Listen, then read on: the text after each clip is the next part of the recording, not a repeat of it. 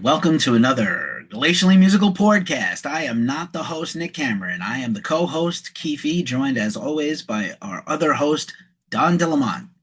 Nick is not here today. He's out and under the weather, so we are pulling together and doing the episode without him to kick off our new series on Queensrÿche. If you're new to the show, this is what we do. We do the greeting. This is it. We do the beer check or drink check, depending on if any of us have a beer or a drink. We'll do a vinyl check. We'll do some news, we'll do a shirt check, and then we'll do the meat of the episode, which is the early days and releases of Queensrÿche. I'm really stoked for this. This is Don's series he chose. Don is going to probably lead the discussions of the Queensrÿche-centric stuff, but I'm really pumped. This was a very big band for me in my early metalhead days. Don, how the hell are you on this Thanksgiving Eve as we record this? Well, happy dead turkey carcass eve to you, my friend. Always Happy genocide, America. happy, No, happy poultry genocide. I used to get in the MySpace days. I don't know if you were a MySpace person. I had Oh, a dude, friend of mine, I used to pimp my profile. yeah. Who are you? Am I in your? Would I have been in your eight? I hope so. You would have been. Absolutely, Nick, 100%. we'll see. Not sure about you, Nick, but no, he would have. I would like every holiday, I would post some very cynical, jaded meme, making light of, oh yes, Christmas stolen from heathens, all the Yule traditions stolen from heathens. Thanksgiving, repping American genocide for 400 years or whatever year. Okay, I acknowledge that I am severe in my beliefs and but some things can just, if you like Thanksgiving, if you like this time of year, if your family gets together and is not a complete fuckface nightmare, I already cursed. Amtrak. Good for you. I'm glad for you. I'm happy for you. It's a tough time for a lot of people.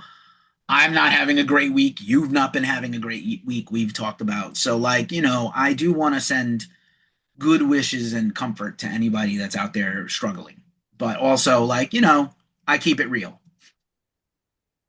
No, absolutely. And I think the funny thing is, it's exactly like you were talking about. Like holidays are kind of a fickle thing. I think like you either celebrate them or you don't, or you celebrate them and you're forced to celebrate them even though you don't like them. But at the end of the day, it serves a couple of purposes. It can bring family together that you haven't seen in forever, and it can also bring family together which you wish you wouldn't have to see for another year before you even see them. And so, whatever way it goes, I hope everybody has a good Turkey Day, and don't forget to take the long walk with your cousin. I don't know what that means, but okay. Have you not Um, heard about the cousin walk? The Thanksgiving cover because it's when you go out and smoke weed. Like you get, okay. yeah. I don't know what that is. They actually just named it this. I never They heard it. named I it. always just called like sneak off. But I yeah, don't now think I something. need a gummy to do Melissa's family. They're really lovely and they like me, it seems. So I don't Same, think I dude. need a gummy to get through, but maybe some vape pen hits. I see you still have the Edgar Allan Poe from last week, by the way. That was great. This is a tribute to Melissa, by the way, because I Oh, figured thanks. I figured he should hang out for the whole podcast along with Nick's father. This is Jeff Walker. I just want to let you know that I have a note here that's excusing Nick from the podcast. Okay, so y'all just don't rail him too much. Yeah, we Okay, won't. y'all have fun, He'll fuckers. he'll he's missed, he will be missed. Don, what are you drinking? It's time for the drink check. Man, I am dull, but I am happy, man. I am drinking this incredible apple juice. Like I don't, I fell into like an apple juice kick lately, and I just had a kidney stone surgery last week. Sucked. They were like drink a lot of water and apple juice. All right. And Well, you are going to man, become regular as fuck if you are not already. dude, I am telling you, dude, I have given birth 3 times today. It's Uh, fantastic. That's great. I have a Cherry Obituary Liquid Death. Liquid Death, by the way, just came out with energy drinks in 4 new flavors, but I haven't tried them yet. Pop, cheers. Cheers. There is no glacially musical beer of the week because Nick is not here. Done. Do you have Yes, a sir. vinyl check? I'm going to let you go in the one hole. I always let my friends go in the one hole, In the one hole. and I go in the two hole today since there's no three hole. So this was kind of a risk, but it was something I couldn't pass up because it was very cheap online.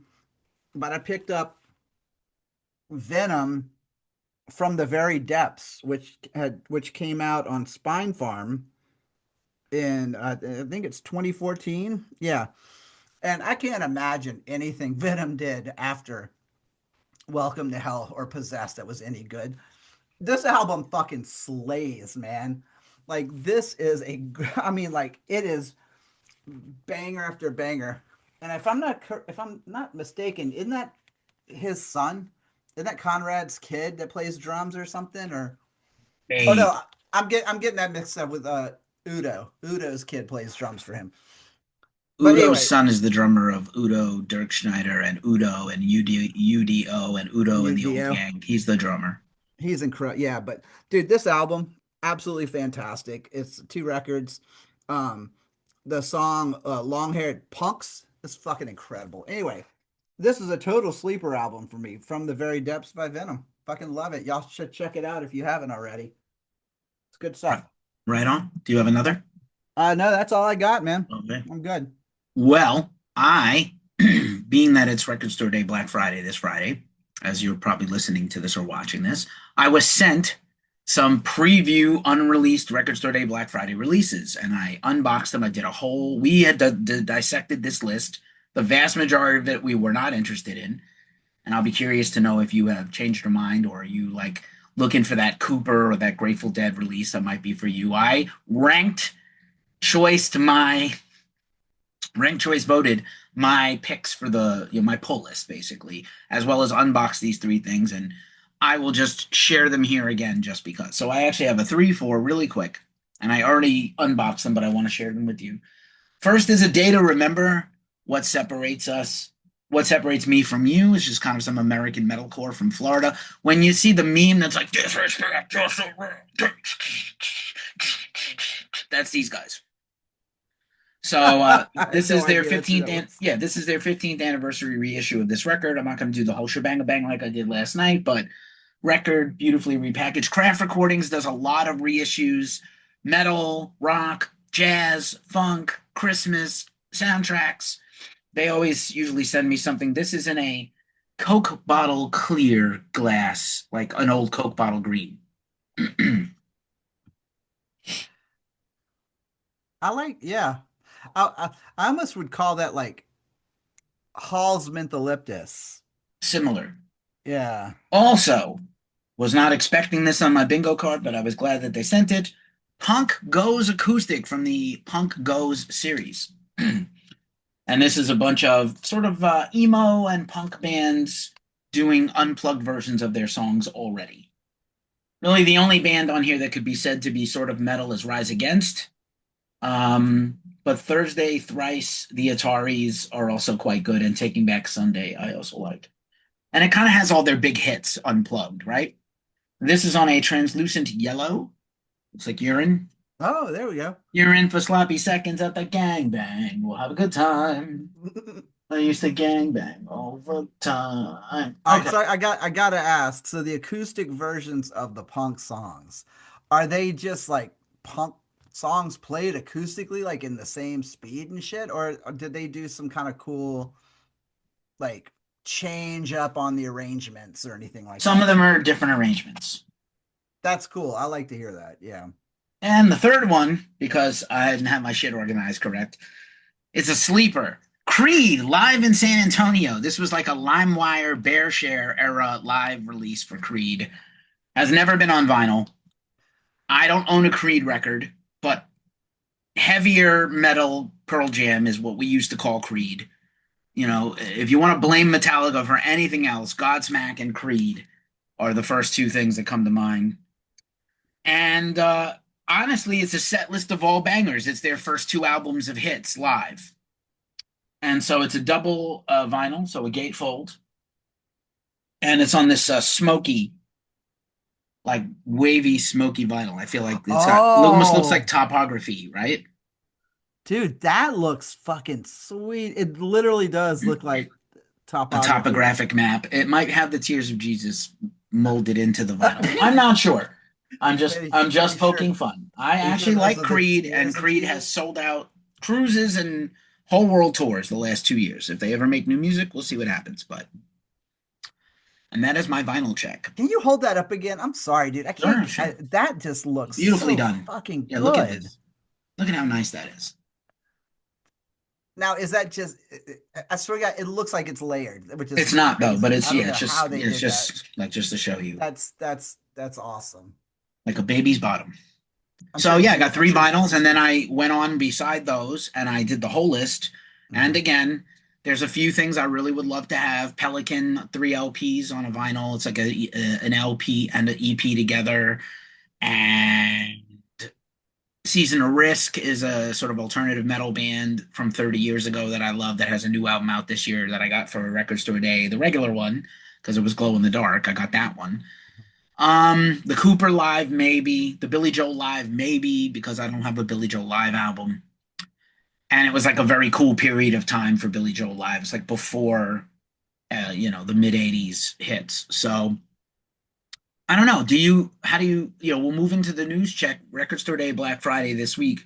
Have you bought anything? Are you looking to buy anything? Are you going to go to the record store this weekend at all? What's your story? Yeah, I was gonna try to hit up Kilgore Trouts this Yep. weekend. That's the best record store in Myrtle Beach in general. And actually, I'm not gonna lie, it is probably one of the best record stores I've been to, like just living in this part of the country. Like it's just all wall to wall bangers, great prices. The guy's incredible. Their record store days do tend to be a little hit or miss because it's such a small store. But I kind of was keeping my eye out on some of the stuff. Actually, I was trying to find the list. I totally came unprepared to look at this list, but uh, hold on, let me see. Let me be totally We did the whole list already, and I didn't want to bore people with another rego of the list, but yeah, exactly. Yeah. I know there's a Okay. Grateful Dead release you were looking at. The Cooper Yeah, Live, we talked about that being like a bootleg for many decades. here we go. I found it. Yeah, yeah. So there's like the Grateful Dead has a really good one that looks super interesting. It was the from the Warfield in '80. Uh, it's put out by Rhino. Actually, Rhino bought all of the reissue rights to the Dead's catalog. They pretty much signed everything over to Rhino, which is such a smart move because for a band who is so meticulous about how their shit sounds, I think Rhino does some of the best like reissues and of any of the labels I've heard. So I'm pretty interested in that. The other one, the Cooper looked really cool also because that was kind of a I forgot where that show actually was. It was LA Forum for Welcome to My Nightmare. So like that's the peak Cooper. yeah, and the only thing I don't love about that because that's going to be a hit or miss. I remember having this on a bootleg, like downloaded off of I think it was LimeWire or something, and quality varies, but also that was a very rough time for Alice as far as like, one night he could be on, the second night he could be on everything, and you just never knew what you were going to get. I think it'd be kind of cool to have, but the only other thing that bothers me more than this is just the overall prices of these things. So the prices are going to have to be pretty right for me to really go into, but I did love the fact that the dad and Alice are going to have something cool. The Dr. Dre Compton soundtrack sounded kind of cool, but I'm going to tell you from personal experience, the last 3 or 4 years, every time I have bought a record store day rap album, I have regretted it. They're all junky, and why? What I don't is it like? not mastered for vinyl stuff. I didn't, like I impulsively bought the Nas deep cuts unreleased material, thinking it was going to be Uh, some fierce. Nas is one of the best rappers of all time.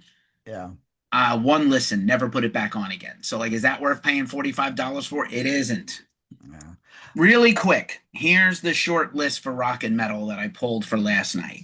So I talked about Season to Risk and Pelican. I talked about the three I just showed you. Slow Burn, Amusing the Amazing, great stoner rock album with John Garcia of Kaya singing. Mhm. Municipal Waste, Massive Aggressive from like 16 years ago, pretty killer record. In Flames Live Picture Disc, do not need, even though their last album was good and their tours are great. Don't need it. Ghost Picture Disc, I already have the Ghost album, Skeleton. Do not need the picture disc, but some people will buy anything. The Led Zeppelin single, if I find it and it's decently priced, yes, but I don't need Trampled Underfoot, a 7 inch. If it's like $35, I don't want. The two Eric Carr albums, remastered, Rockology, meant to look like the Kiss solo albums, and the other one, they both have Bruce Kulick on them. If I see it and it wasn't a fortune, maybe. Ramones Live, I have many of these, don't need another Seriously, one. do we need another Ramones Bad live record Brains store Live at the day? Bayou before their album came out. That maybe I would get, even though I know it's going to sound terrible. Otto, which is the band Robert Trujillo's son's crossover thrash band, they have an EP coming out. Nick Oliveri of Queens of the Stone Age, ex Queens of the Stone Age, and Caius is singing on a track. That sounds cool. Oh wow. Okay. Yeah. um, there's a metal tribute album to metal machine music, and like there's a curiosity factor that I might like, but also it could be terrible. Billy Joe Live from Long Island, 3 LPs. Like I said, unreleased, never been on vinyl. I kind of want it. Warren Zevon Live. I think there'll be a lot of interest in this because of the Hall of Fame. Fleetwood Mac Yeah. Live from the first tour with Lindsay and Stevie. That might be something for people. And a few other things. There's a Devo Merry Something to You picture disc single, like with a Cyclops Santa Claus on it that I kind of want. Why is Motley Crue Home Sweet Home a 12-inch picture disc vinyl? Who wants the single of Home Sweet Home? 4 versions of Home Sweet Home on top of everything else. Why is Motley Crue even Motley Crue? Why is Motley Crue? Why are men? I'll choose the bear. I understand, ladies. Some further on, do you have any other news items? Actually, before you want to talk about the record store day, was that that Doors looks pretty cool. Yeah, The Nick has live in the other one Copenhagen, from, yeah. but I don't see that being like a 45 $55 purchase, but anyway, I don't know. The news for me, I guess, was somewhat interesting, even though I'm not really a fan, was that Elisa White, was it Glus, has Loose. left Arch Enemy, Left which and or was was fired. We don't know yet. that She is kind definitely, of her statement was very salty and she did not thank the did band. She I thanked the was just fans. She never thanked the band. I talked about this on my show before you popped up earlier. And yeah, so it came on a Sunday. She dropped a single an hour later. So fucking weird. Did not thank the band. The band has we decided to part ways with her. Thanks for all her energy and talent and whatever. And we're moving on. And then like even Michael Ahmad changed all his social media stuff to his own like picture. And he supposedly has a solo record coming out. They might have been going on hiatus. The brother's dad just died. Christopher, even though he hasn't been in the band, and Michael. So that's a thing. That's a yeah. thing. And like I said, even being not really being a fan of him, I feel like they were always more intriguing news wise for me, because I remember when Jeff Loomis joined, I was just like, really? Yeah. Jeff Loomis, like from like Nevermore was gone, like I just thought that was kind of a weird move, but they just never clicked with me. But I did think that the news was really interesting. And I guess the Yeah. other thing that's kind of really piqued my interest news wise is the fact that Metal Church just announced new lineup, and I am not kidding you, and I know you're on the TikToks too, but like on all the metal talks and everything, everybody is like, so what is your opinion on the new Metal Church lineup? And I'm going like, okay, first off, Dave Ellison's in it, like that poor guy. Say what you will. I think he's kind of a goober, but the guy's a great player. I think he's a cool player. He's does come across cool sometimes, but I was a big fan of The Dark and, the Human Factor. And I don't know. I don't know what to think about this, to be honest. I mean, I'd probably be more likely to give it a listen, but Well, so here's my thing. I love Metal Church and I love Mike Howe, and I'm very sad that he died. And I don't like some of the conversation that was around his mental health situation, and he committed suicide, and it's very tragic, and all these things. I thought a And lot of then that shit should have been kept private, to be should have been kept honest. private, should not be blaming the meds he was on, should not be blamed, No, no, like yeah. maybe he was lapsed in his care and stopped taking his meds. That I don't need to know all that, and I was hurt to know it. And you and He I are very sensitive to stuff like that too. So, so no. are you a fan of Vicious Rumors here from the old school heavy metal band? They were one of those that was like they were kind of like an in and out band for me. Kind of like it was Vicious Rumors and who was it like Virgin Steel. Like those were the kind of bands that like Yeah, these are fourth tier bands to me. So yeah, my buddy, I exactly. am biased.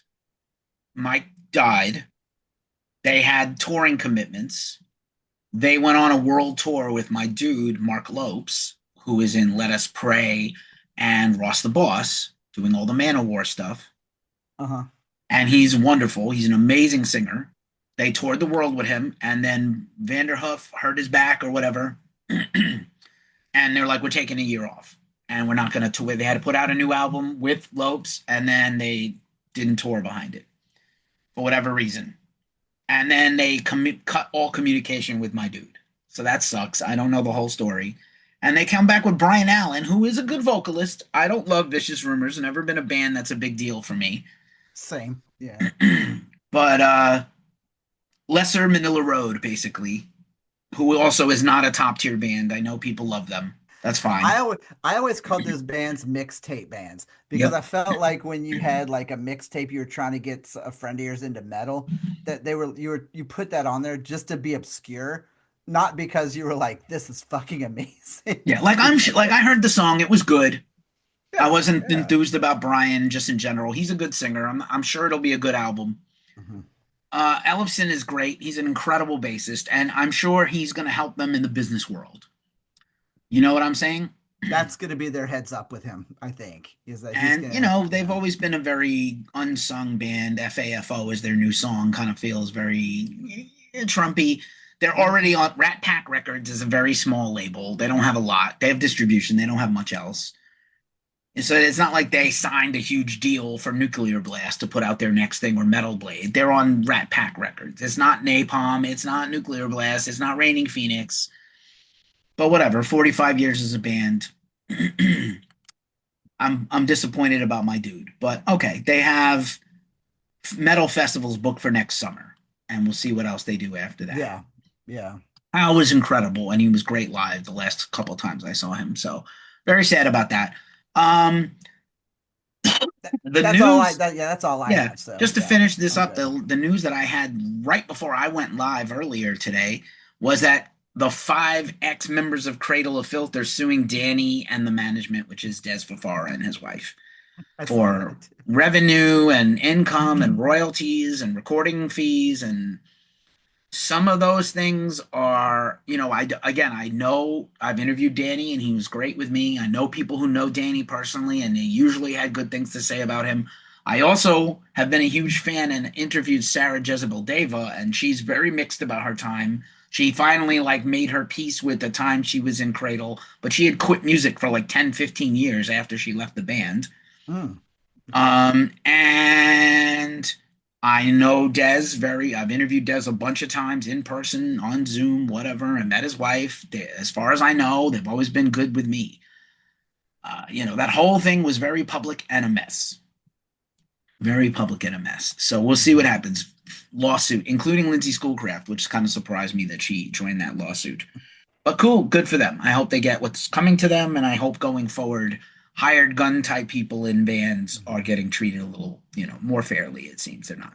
Hopefully, Well, hey, real quick, I also wanted to say, what is up with this whole inner band lawsuit thing? I feel like this has been such a huge thing. Did you see the thing with Dogma? Like, yes. yeah, Well, that's a whole nother story. that's a whole nother can of worms. I know, but I feel like I'm seeing this. It seems like more and more. Well, thanks Journey for helping people understand. I can sue my bandmates and still be in a band with them. Awesome. Uh, Last thing to talk about this week is the Metal Hall of Fame. And we've been talking a lot about the Rock and Roll Hall of Fame. Mhm. Let's talk about the Metal Hall of Fame for a second. The Metal Hall of Fame announced their Sunset Strip takeover for 2026, usually during NAMM or right after NAMM. Here's the inductions at the Roxy Theater. Tracy Guns, Chris Holmes, ugh, to be inducted by Carlos Cavazo. Warren DeMartini of Rat, Hmm. Ricky Rackman, Ricky Rocket, and then an all-star jam. Why are people still giving Chris Holmes a fucking platform? I don't feel bad for him. He's a cunt. He's a racist dick. Why are people still on this guy's dick? He didn't even really write the music in Wasp. Is he a co-writer in Wasp? I think he's co-written a handful of I songs. think he did like a handful, but And did he's the you? good, he's not even, it wasn't necessarily even the lead guitar player. It was all Blackie, Yeah, who was also Blackie not a played. great guy, right? Let's just Yeah, call it no. what it Well, is. let's Blackie, I love just. the music, but he's not the best dude. I don't care about, I'm not even talking about the Trump of it all. No, I'm he's talking just a about fucking Blackie shit has been a human being. history of problematic, running his diarrhea mouth, stupid shit. The guy who was against censorship is actually like a proto-fascist. I'm good, bro. Right? Like Yeah, old boomer guys, shut the fuck up and make them play I Want to Be Somebody and shut the fuck up. dude. It's like I hate censorship. I love Trump, who wants to censor Right, right. everybody. I hate But the free press and I hate freedom and I hate, and I want women thin and brood mares for the state. Get fucked, to so quote what Nick. about the Chris Holmes thing? Did you see the documentary, the Mean Man documentary No, I won't watch it. No, from like a few years ago? no, I won't You watch know me. I'm a completist. I watch it. Yeah, all well, that shit, dude. That was okay. Imagine that scene of Chris Holmes in the Metal Years movie, but but an hour and a imagine half. for an hour and a half. Exactly. Great. Oh, And he in had like a cancer, and I feel bad for him. He didn't become a better. Oh, you know what? I had an epiphany while I was almost going to die that I should live my life and be a better person going forward. And I apologize for all. No, he's a cunt even now. he's still Why a do I give a fucking fuck about this dick. guy?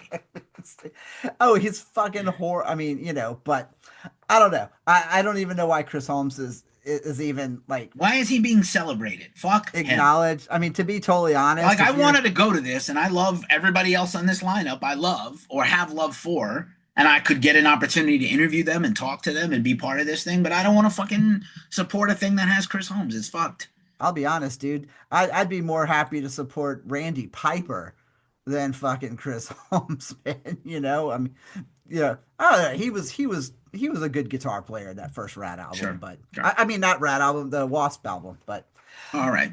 If you don't I have any more news, I have no more news. no, but I do think this is kind of a cool setup. But if it wasn't for that drip in the bucket, I think yeah, I think it'd Uh, be worth checking out, but not. nope. Yeah. All right. What is your shirt check, my friend? I'm just rocking the old school Boygenius shirt today. I don't Are they know, just done for now? I know Lucy just had a record and Julian is on that record, but not Lucy. Phoebe. Yeah, Lucy put out an album. Julian put out a brilliant fucking folk country record out this year with Torres, which is in my top albums of the year, which you'll be getting my list soon. Mm, Um, Last time I checked, they were kind of just like, yeah, we did what we wanted to do. We're done. okay. So I'm shocked, but I Phoebe think has issues also, so maybe that's, she doesn't seem to last too long, whatever she does. yeah, she's a She little burns all out over the bright, she burns place. brightly and then fizzle. And I think she's Exactly. brilliant, but I just think like maybe she's not cut out for stardom. Maybe I maybe the opening for Taylor kind of fucked her in a way. I don't whatever it was, I don't know, but I'm glad we got a great album and a great EP and a really cool tour out of him. I still love him, so but Cool. that's what I'm rocking today. What about you, man? What you got? My shirt check today is hey, who would win in a fight between Lemmy and God? Trick question. Lemmy is Lemmy is God. God. That's my Lemmy shirt with the finger. I can't wear it socially to see family, but I can wear it for this podcast. So that's our checks, and now it's time for the meat of the episode. We're talking about Queensryche, Dum. and before we do, let's in summary talk about this band. They were formed in the late 70s. They were made, formed by high school friends, and they've had so much enmity and bullshit. It's kind of shocking, actually, to me, how much of their catalog still holds up. Mm. That first 15 years of the Queensryche is fucking great to me. And then kind of goes off a cliff, and there's a couple of occasional good records. But and I do like the recent Queens records. They're very good. They're great, sometimes touching greatness. And they had the big lawsuit with Jeff, which, whatever. Uh but originally, Wilton, DeGarmo, Scott Rockenfeld, Eddie Jackson, and Jeff Tate were all at high school friends. Mhm. And they weren't jocks, they were musicians, they were like making music, and they loved progressive metal and 70s progressive rock, but they liked also heavy metal. They're sometimes called one of the big three or four of prog rock and prog metal with Dream Theater and Fate's Warning. They have Grammy nominations. I think they never won a Grammy, but they've been nominated many times. Mhm. And, put their first EP out 3 years after high school when they were 20, whatever, 21 years old. So they've been Mhm. making music. Some of these guys have been making music for 45 years, maybe more. 40 plus years as a band and 43 years as a recorded band. So they've also been like, whatever you want to say, they got signed to a major label, EMI and Atlantic, later smaller labels, now Century Media, briefly Roadrunner. There are two, technically for a while, there were two Queensryches. And Rockenfell I just still haven't listened to that thing he put out. I'm horrified. I'm too scared to listen to it, It but I'm might be sure I'm good. gonna have to Maybe I'll break take a down quick and listen to it tonight on my way home. But on yeah. my way to Melissa's. But when did you get into Queensryche? Because I'll talk about when I did. Man, Queensryche was 84 for me. Oh, not 84, 86, I guess it Yeah. was. It was Rage for Order. And ironically, the only time I'd ever heard them was because they were opening for Rat on the Dancing Undercover tour in 86. And I knew nothing of them, but all I just remember was loving them, but not quite understanding them because they were so like not Rat. But I'm like, these guys are great, but they're not stupid. I don't understand this, And then I picked up Rage for Order, loved Rage for Order, went backwards to the debut and the EP, and then I bought every Queensryche album the day of the release after that. And even as a kid, 1988 or 86, hearing that, like I knew I was hearing something. I didn't really understand what it was, but it was super smart. And then the older I got, the more sense it made. But I've been in love with this band since that night of them opening for Rat in '86 in Biloxi, Mississippi. Wow. I also got into Rage for Order. That's when I think they were starting to get shown in guitar and music magazines. Musician magazine had a drum feature on Rockenfeld. DeGarmo and Wilton were usually talked about as a guitar duo, and I Mhm. felt like they were a heavy metal band. And I didn't know that they were pretentious much until I heard them, and that they kind of have a progressive rock metal thing. I just felt like they were souped up, slower Iron Maiden with more ballads. But I liked what I heard. I think the first song I ever heard by them was probably The Whisper or I Dream in Infrared, and I thought that was Mm. really cool. And so junior high school heavy metal me, Metallica, Megadeth, Slayer, Anthrax, and a few other bands. And Queensryche to me was another heavy metal band. I didn't really know that they had crossover appeal. I didn't think of them as a mainstream band, actually. I figured they were just a underground heavy metal band. So we're going to go through today the EP from 82. Nick is probably glad he missed this. The EP from 82, 83 that they self-released. They got signed to EMI Records and they put out The Warning, which is their debut in 84. I was not aware of the band at this time. I went back and heard these things. And then Rage for Order, which we will do a little bit of a deep dive track by track on. Um, Before I go there, let's talk about for Rage for Order. We'll do the albums of the year right before we do Rage for Order. So that'll break this up very nicely, I think. Okay.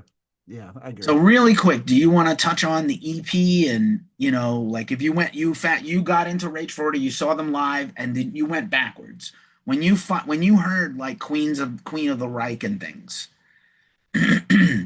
which by the way, like again, it was meant to be like their self-titled song, Queensryche, Right. Queen of the Reich on by Queensryche on Queensryche, but it didn't happen that way. To give Nick a little quote. And the reason they spelt it differently is they didn't want to be called I'm wearing my Sacred Reich hat. Nothing to do with offending and National Socialists, but Queen of the Reich was kept as the regular Reich, but Queensrÿche is spelled differently because they didn't want that association. They were worried about it. Right. Kingdom or Empire, whatever, and the umlauts, which obviously they took from Motorhead. Um, what did you think of the EP when you went back and heard it? What are your thoughts on that EP? So when I went back and heard the EP, my first thought was like, okay, if I would have heard this first, they would have just been a top tier metal band for me. I don't think they would have been obviously not famous, but I mean I held them that album in high regard. Yeah, not as high as Maiden, but to me they were like Maiden, they were Priest, they were like the nephews of these great metal bands. And after hearing Rage and then going backwards, I just remember thinking like, okay, I can somewhat hear progression, but I want to understand where it came from a little more, which we'll go into with Rage. But I just thought that was a fantastic introduction to them. But it also sounded like they very well could have been a forgotten band if they had kept on that They track, you know. definitely, yeah, they needed to separate themselves. That Yeah. EP is a banger. I remember hearing the tape and being like, what is this? When did this come out? Oh, 83. Like, holy shit. Queen of the Reich is one of their best songs. It's like one of their top five songs, maybe. Oh, yeah. And by the Depending way, on, here's my copy holy fuck, of that's this. awesome. This is actually my copy that I bought in 1988. Wow. So, and yeah, I mean, it's in 4 songs, this fucking band did what most bands couldn't do in 12, you know? And so it was incredible. The problem is the next two records don't have any of these banger songs on them, which I respect that they were like, we're going to write all new songs on the first album and all new songs on the second album. We're not going to rehash these things. Most bands at this time were rehashing their demo on their Oh, first yeah. album. So I give credit that they were like crafty and cared about their listeners and cared about building a fan base. They definitely could have put, if Queen of the Reich and The Lady Wore Black were on the first record, it would have been even better than it was. I think those are still two of their top, certainly Queen of the Reich is a top 10, if not a top five Queensryche song. And The Lady Wore Black, I've always loved. And Knight Rider and Blinded are very strong. I would almost say for like an EP that I didn't hear till much later, this is like a heavy metal, like almost a low, underrated classic gem, and would be like if we were grading these, I would give this a 9 today. No, I absolutely would. And a real quick piece of trivia about this one was that when Tate got asked to record the vocals for this demo when he was still in a band called Myth, all the songs had already been written, but there was one song on the group that did not have lyrics, and they asked him to put lyrics to it, and it ended up being "The Lady Wore Black." Yeah, that it's a banger. And Jeff, you hear all of the basic building blocks of the band in this first EP, and it is pretty interesting that they get signed to a major label off of those two banger songs and two pretty good ones. It's And just by the super way, interesting. the A&R guy for A&R person for EMI signed them after seeing them open for Zebra Wow. in Seattle. I know that story. And then Zebra ended up not really making it Super as weird, big, man. which I love Zebra. Yeah. I've seen Zebra a bunch of times because they're a Long Island band. So I've seen them Love Zebra. Yeah. super. Yeah, Randy is an insanely great, talented guy. Um, so then the warning comes out. They're signed to EMI, produced by James Guthrie, aka Pink Floyd's producer ever since The Wall. You have it there. You have to speak when you do that, buddy. Dude, Queensryche is one of the only bands I have every album of an era of a band that I love. Oh, that's So, fun. but I can't say that's true, but I probably should get some of those. It's based on 1984 by George Orwell, which I'm a huge Orwell person. My battle vest has a button of just George Orwell's face, and it says, "I told you so. I told you. that's amazing. I told you." I need that shirt And actually. like, obviously, EMI gave them money. They went to London to record Mhm. this album at three of the biggest studios in the world in the mid 80s. Angel Recording, where like Bowie made records, Abbey Road, what the fuck? Audio International, and Mayfair. These are like the biggest studios in the world. They were given a huge budget. James Guthrie, because he lived there, they were like, if you're going to make the album, you got to make it in England with him. I'm not coming to Seattle to make this record with you. And like, I remember the warning being like, oh, this is pretty great. I don't think it's as great as the EP, but it's a pretty good record. I think it's very good. And they still play quite a bit of this live. Warning, Deliverance, No Sanctuary, which I think the band Sanctuary took that name from No Sanctuary, Roads to Madness. These are songs that still get sometimes played. Do you have any brief thoughts on the warning? Oh yeah, that going back on it now, this is where you start to see the growth. You start to see a progression from the first album where they go from kind of being not dramatic, not generic, but like, like you said, the EP was a fucking banger. Then all of a sudden, Warning comes out. You're like, oh wait, this might be a band that I should be following. Because when I first heard this album, I was like, yeah, there's stuff about this that I Roads to Madness closing out that album, when that song hit, I was like, I'm sold, man. I gotta watch this band and see what they're gonna do. Yeah, it's like a progressive metal masterpiece, actually. So Like good. other bands have taken so much from this. Savatage comes to mind, other things. Oh Much more than yeah. just Iron Maiden light. Jeff was definitely like learning to sing on the go. Like he had obviously like in his operatic high metal voice. But he really learned this is where he starts to kind of bake in subtleties and good phrasing and things that maybe he already thought he had, but he actually shows here. And I think you can't understate how important DeGarmo was early in the history of the band. Like Whip is an incredible Whip Wilton is an incredible Whip Wheaton. Whip Wilton is an incredible guitar player. That's from Will Wheaton. Family Guy. Will Wheaton. Will Wheaton. Will Wheaton. Why is his name Will Wheaton? But DeGarmo, man, was a beast of a songwriter, like incredible player. My first real thrash band is inspired a lot by Queensryche. The guy I used to write songs with, he was like a very like, oh my God, like acoustic guitar. He used to fight me about Silent Lucidity and things like that. But he had that style, like the way they used to build songs, parts and riffs and things, and Light and Shade and other things. And DeGarmo, who has been out of the band now 26 of 27 years, he came back for like just to write Tribe with them and then quit again or whatever, was going to quit again. They couldn't come up with anything, so they hired him. You know, Which is a he's been out of the terrible band record, by the such, way. It's so huh? bad. It's such It's a a bad terrible record. record. Yeah.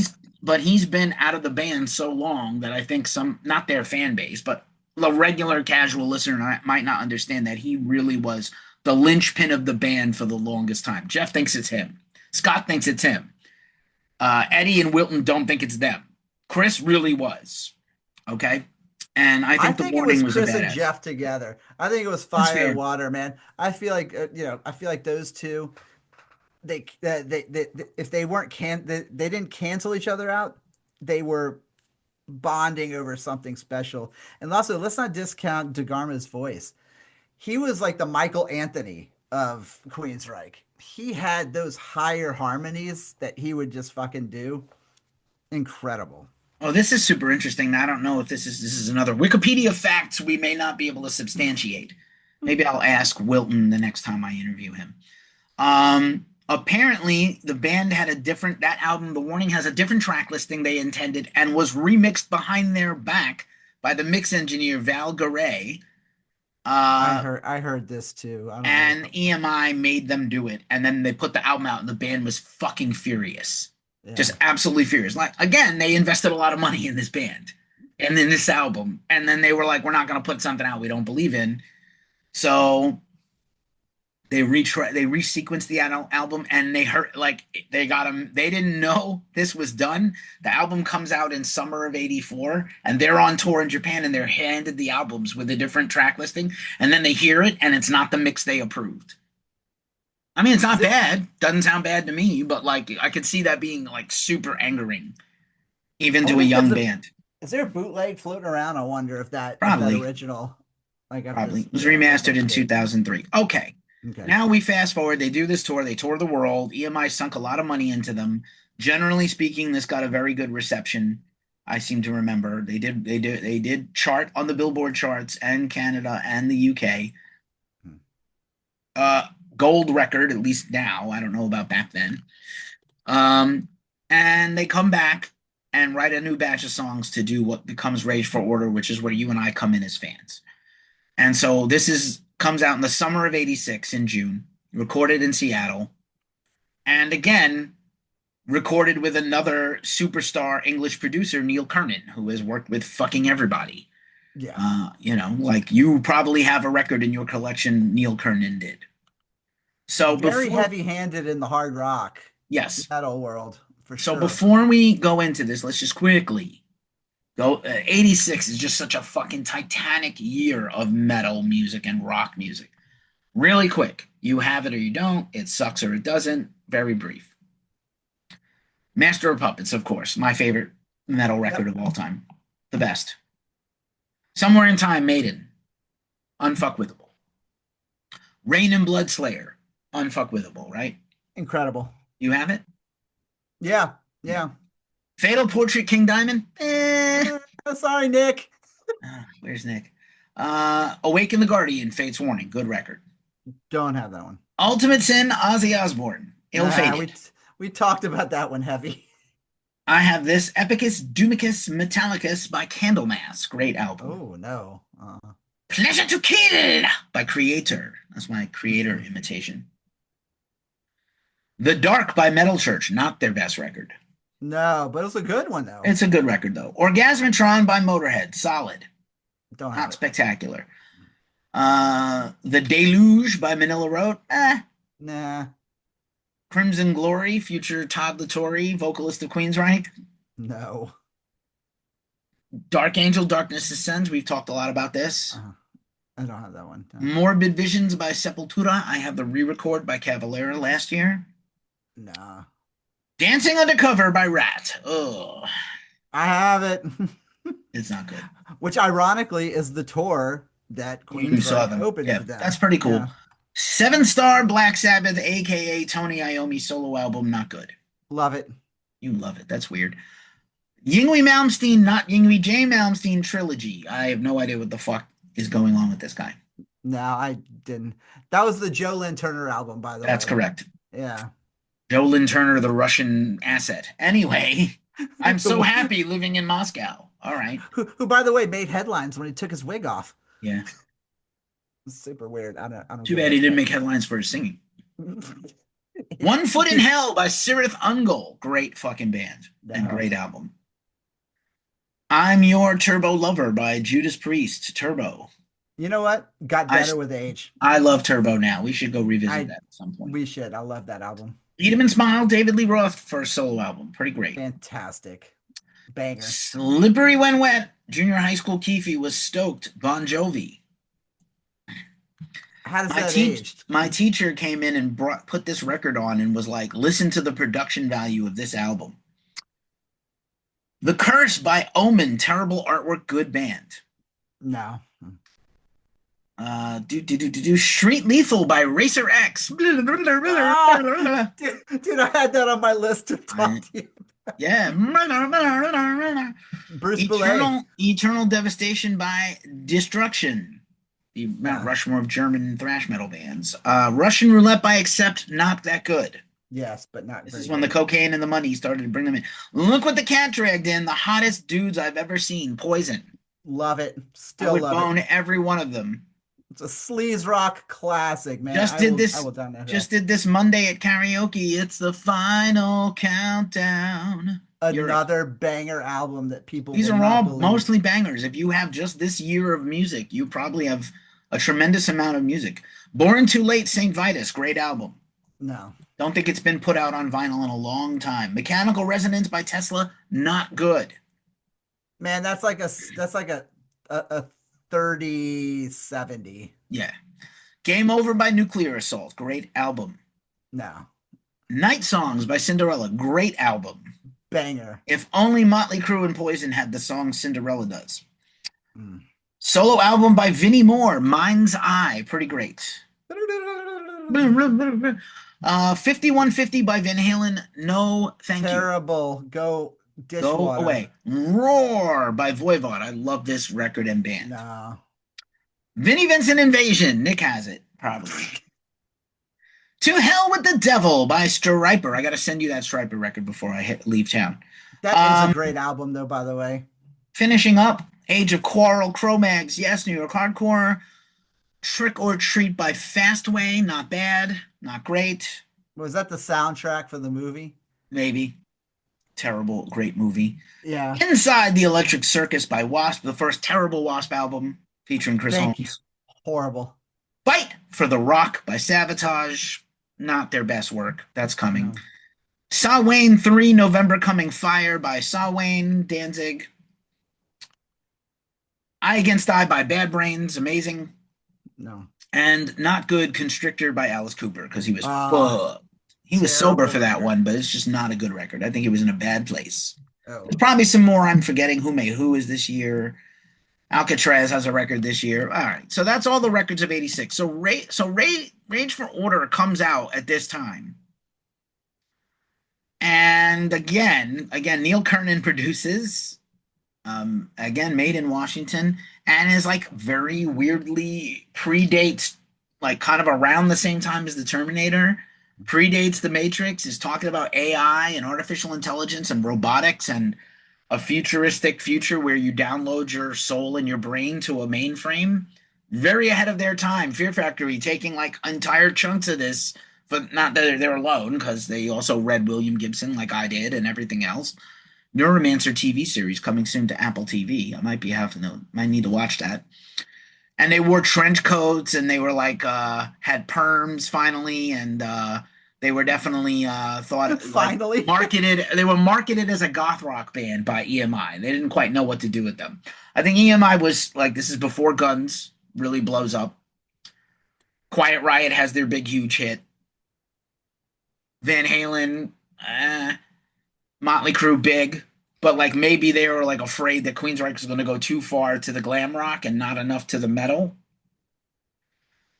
This is the problems of being on a major label. But anyway, do you have any thoughts about Rage for Order before we do the track by track? Yeah, Rage for Order actually, I mean, I'm a Queensryche stan and have been for, as you know.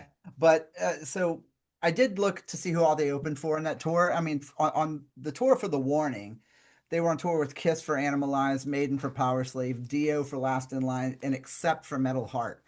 I'd say with the exception of Kiss, I feel like that was where Jeff was really exposed to incredibly amazing vocalists who could hold it in a live setting.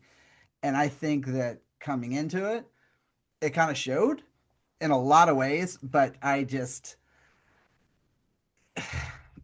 it was an exciting list too. It was dystopian future. It was dark side of metal, and I feel like they tried to market their image off of the sounds of the songs. And even as ridiculous as they look, the older I get, it worked because it matched the overall aesthetic, I thought, of the actual music. Interesting. Yeah, I remember when this came out, it was like a lot of people were talking about this record at school. Rock Hard magazine called it one of the 500 greatest rock and metal albums of all time. Be fun to do our own version of that someday. Oh, Oh, the fights would be amazing between the three of us. let's do this, please. Well, we just gave away a good idea, but you It'll be a know, steel cage match. steel cage match. Let's get it on. But I Off the remember there top. being a lot of hype for this when it came out, and I do remember it being well received. Um, I think Paul was still in great voice even when the material was bad. I think Paul's voice didn't start sucking until the last 10 years or 15 Oh, years. But oh that's no, just I 100% agree with that though. so. The album starts off with Walk in the Shadows, written by DeGarmo, Tate, and Wilton. It's a banger. It's a good opener. And I think it kind of hints at the things in the future that they're going to do later on better records. What do you think? I think that there was a great opening track and like an introduction to, like you said, what was coming. It, yeah, with the last thing I'd been listening to being the full length, and then all of a sudden hearing this vocally, I could recognize them. I wouldn't have thought it was the same band, but it made me excited that I was hearing something, and I just couldn't wait to pummel through. Man, this is like a 10 for me. Nice. I concur. Good shit. I Dream in Infrared, one of the most popular songs on the record, still played to this day live by both Jeff and Queensryche, Tate and Wilton on the co-write. Whip's songs are definitely different than DeGarmo, right? DeGarmo is a little more like a Jimmy Page orchestrator Mhm. and layering and acoustic and light and shade, and Whip just writes ear peelers, Yeah. face melters, and I Dream in Infrared is very strong second track. Incredible. It's actually one of my favorites on the album. And I always thought it was also ironic that it was the B-side to the second single, which was The Whisper. Yeah, Like, I think I Dream in Infrared was such a should have been strong should song. have been a single, maybe even should have been the first song. And also Tate like kind of has like a Dickinson like wail on this, right? Like he really fucking like it's not just like I'm yelping to notes. He's really singing with a lot of character as he's hitting these like, you know, spine I, tingling fucking scales. I always liked to kind of like think that it kind of reminded me of his performance in Hallowed Be Thy Name. It's that very kind of broody kind of thing. And all of a sudden it does this like soars.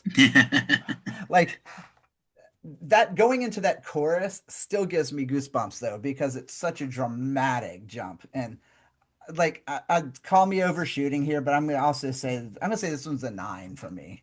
All right. I don't need an individual grade on all these songs, but I'm here for it.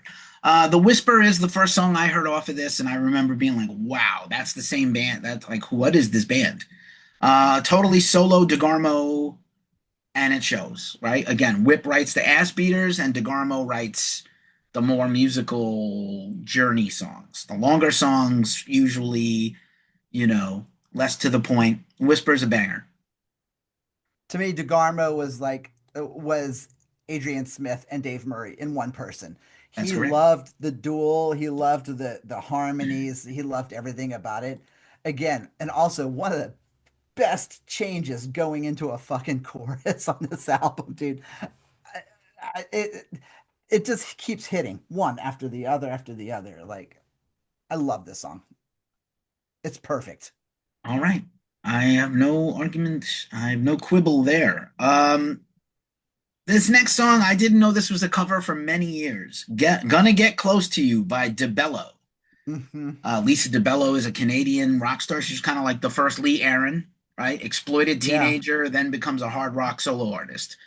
And it'd be interesting to get her story. I didn't never knew this was a cover. I just thought this was a filler track, and clearly this was recommended by the label or the producer. You should do this song.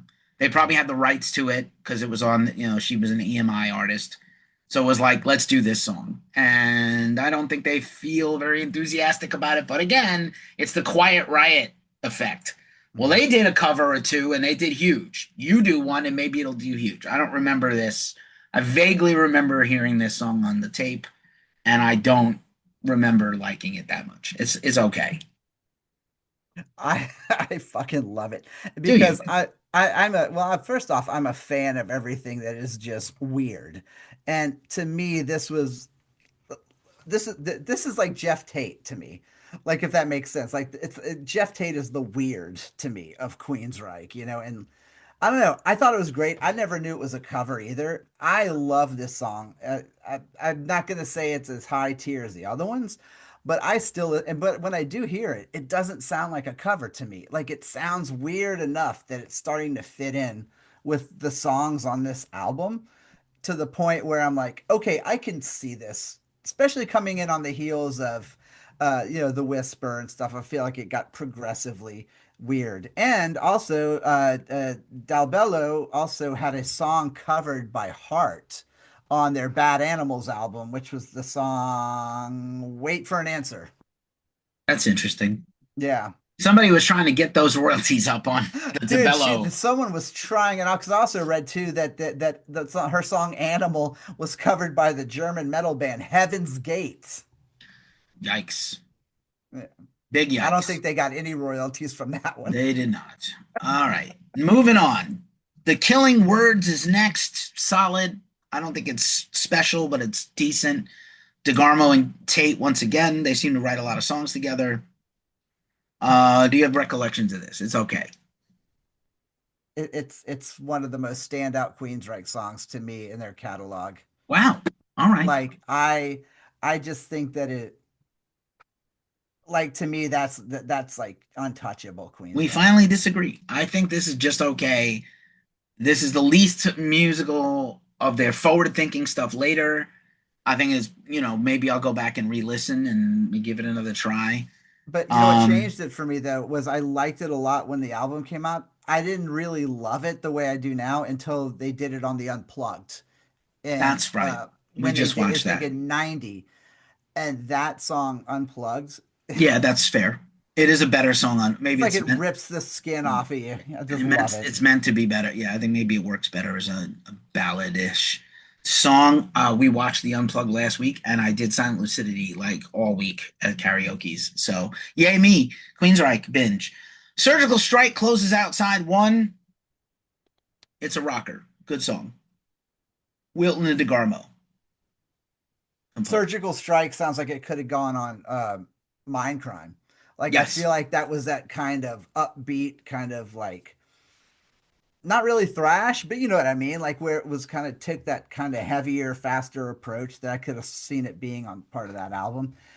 It's not my favorite. I think it's a really good song, but not one that I like cream in my jeans for. fair enough. Fair enough. Flip the record, as Nicholas would say. New Rigel, DeGarmo and Tate, very, very 1984 dystopia.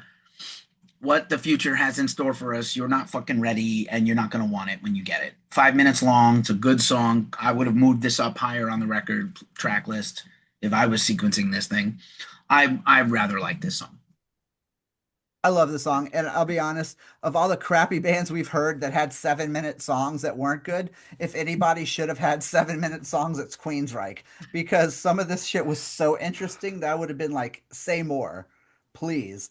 And again, 2025, it still creeps me the fuck out to listen to this song and go, holy fuck.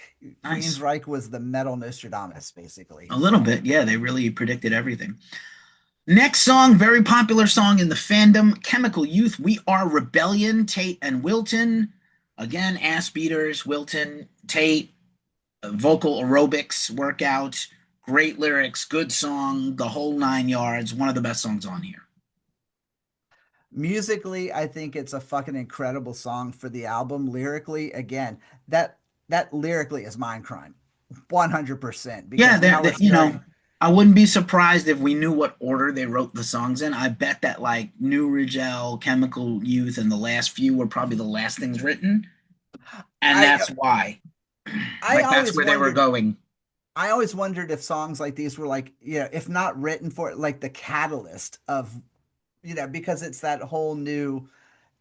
I don't know that again that post apocalyptic, dramatic, almost playwright kind of performance from Tate, but it's on paper. I forget it, but when I listen to it, I remember how much I love it. Word. I love that. The next track is London, and this thing is forgettable. I listened to this thing twice yesterday and today, and I just like this is a song that's just there. This is, Nick would call this the soft underbelly song of the album. I love this Do song you? so All much, right. and also mainly just because I was actually in London for the first time on November 4th of about 5 years ago, and I legitimately walked off the plane and said, "It was November 4th. I last held your hand." Lizzie was like, "What the fuck are you talking about?" Your poor wife. You are awesome, though. That is amazing. That is Yeah, amazing. I had to add that quip in, but again, I do love the song. I do All love it right. though. Fair enough. Doesn't do much for me. Then the album finishes super strong. Screaming in Digital, still like one of the main linchpins of the album, one of their best songs of the 80s. Surely looking forward to the future Reich songcraft style DeGarmo, Tate, Wilton. It's under 4 minutes. It kicks ass. And again, forecasts everything to come. Terrifying. It, it, These guys it should was have played the reminiscent. lotto. Oh, geez, serious, dude.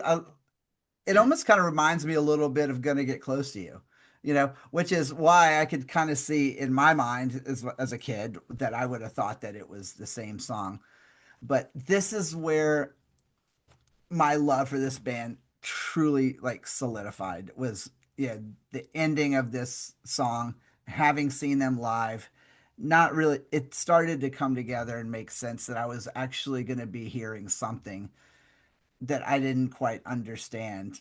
And it was exciting. Do you know what I mean? I mean, it wasn't the same. It wasn't Quiet Riot. It wasn't. It wasn't even Maiden. It was like weirder than Maiden was. And I just, again, lyrically, being a lyricist myself, it takes my breath away to hear these songs. It makes me sad, but it also makes me super proud that we got to, I don't know, be a part of time that was foretelling our future. Like, I Mm. just, All right. I like it. And then junior high school me was super stoked when bands could do like a Pink Floyd and make the like two tracks just seamlessly go together. And I feel like Screaming in Digital is so well complemented by I Will Remember as a back-to-back track. DeGarmo closing it out with a solo composition, his second of the album beside The Whisper. And it's a fucking banger. And it's an album and a banger. And then the tape would flip over in my little Walkman in my Sony yellow sporty Walkman, and they flipped back over to Walk in Shadows, and it was just like, I love this. 1, 2, 10, 11, 1, 2, 3 to let Dumb DeBello cover. I Will Remember, banger song. for closing an album out, man. Like, and again, if you've seen the Unplugged from '90 when they do this version, it's it just melts my heart, man. It just crumbles me. But like to close an album with it, it felt like a sign, we're bringing this down, but we're going to be back. Does that make sense? I know it sounds kind of corny, but it was like the equivalence of like, thank you, we'll see you next time. It's like they knew, and they were so confident enough to know that they were going to come back with something that was going to be like, you didn't know what was coming. And like I still, like, this album on vinyl, I flipped this record probably 4 times. Like, just, yeah. I mean, this is one of my everything albums. Like, this is an important album to me. I muted myself too long. The Morning is good, but this album borders on great. I still think it's like just a touch under their best stuff, but there's moments on this record. The best moments on this record are fucking absolute bangers. I wouldn't quite put them up there with Maiden and Metallica from the 80s, but like they're the next rung down of excellent. Hmm. And yeah, what a fucking banger of a record. And I think it really set them again, like clearly the label maybe didn't know what to do with them, but saw something in them that they allowed them to run, you know? Well, and also EMI was not a horrible label for bands like that. That seems to kind of take chances on certain bands. And real quick, I wanted to throw in this bit of trivia because I totally forgot to bring it up. Circling back about how they were kind of foretelling, Operation Mindcrime, was that there was an instrumental that was written and recorded for Rage for Order that was called Rage for Order. They played it live, but it ended up becoming Anarchy X, which was pretty fucking foretelling. Yeah, pretty foretell. Yeah, like they were already thinking about the net. Like they were playing over their heads in some cases. Jeff was singing over his head. DeGarmo and Wilton were riffing over their heads and writing over their heads. Yeah. And we don't talk enough about Scott. Scott was an incredible drummer in his prime. He was one of the best drum talents at this time. Great rhythm section that played like a rhythm section, which most heavy metal bands don't do. Especially the thrash metal bands were not mostly doing, except for Cliff and Lars. And so Did you yeah, also I feel like they played more like for being a progressive metal band like this, which they weren't really labeled that yet, with having as great guitar players as they had, that it still was a very much of a band unit sound. Like there was mm, no like it was no like Queensryche featuring Chris DeGarmo, you know what I mean? It was like it sounded like a band, very cohesive, but yet everyone still had this opportunity to shine. right on. We're gonna probably do a tier list at the end of this. We forgot to do one for Alice in Chains because whatever. But if they hadn't gone on to make the next couple of records, this would be like my favorite Queensryche record. The problem is the next two records are so fucking great. So spoiler alert, so great and so incalculably great and well written that like this kind of gets forgotten a little bit by the casual fans. I'm not talking about me, but like this would be my favorite record if they never made Mindcrime or Empire. But that's me. Um, Definitely high in my value system for the Queensryche early discography. And that EP, again, kind of almost set the bar too high early. And then, like, these records are excellent, and there's moments where they're great. They're just not 10 all the way through, right? I felt like Uh, Rage kind of eclipsed the other two because even as we were talking about it, I had to remind myself, oh, wait, I forgot they put those other two out because it's almost like two different bands in a way, a little bit. you I know? I still feel like Queen of the Reich and The Lady Wore Black are such great songs that they're Those better songs were than what's on here. so iconic that that I mean, even in his solo tour, He's still doing Jeff them. was doing Queen of the Reich and was still doing um Lady Wore Black, yeah. Lady Wore Black. I just, yeah, I mean, they're How just many like metalheads in the early 90s got engaged and married to Lady Wore Black? Like it's a love song, which it isn't. Yikes. then Also, consummated and then yeah, how many procreated to bastard silent lucidity. rocker babies were made instead of shot onto the sheets or the back? They were pumped into a womb to late till Queen of the Reich. Like, ugh. Like pop shots on the back of Live Evil. It's just Yeah. uh, Anyway, Horn Talk has to make an appearance somehow. Don, do you have any final thoughts? If not, I will take us home. I'm just gonna say that, like you said, up until this point, this is their greatest album. Had they not made the following albums, which ended up leading to my absolute favorite Queensryche album, which we'll get into at some point, it's still to me a top tier metal album that I would put up with the greats. And it's one of those albums that makes me proud to be a fan of a band. Word. We also didn't mention this is the first album with the Tri-Reich logo. Queensryche has their own logo. They don't really have their own character or mascot, but they have the Oh, forgot Tri-Reich about logo. that. Was created by English-born metal and rock journalist Gary Sharp Young with two R's, who also later founded Music Mite. I don't know what that is. Is it a music? Was it a zine? It was a website, an early music website for New Zealand. I Originally had just been realized that proposed that's for a the picture first. disc, Yeah. which never materialized in EMI America without permission as the cover. And then they had to pay him. Yikes. Big yikes. That's Anyway, amazing. great first episode on the new series. We're going to end the year strong. One Yeah. more episode, probably Chaser, two more episodes on Queensryche, and then a year end. We'll see what we have time for. Nick, we miss you. Don, thank you so much for joining me today. You have been listening to the Glacially Musical Podcast, a Ghost Cult joint. Please follow Glacially Musical wherever you listen and follow to things like podcasts. I am Keefy of GhostCultMan.com.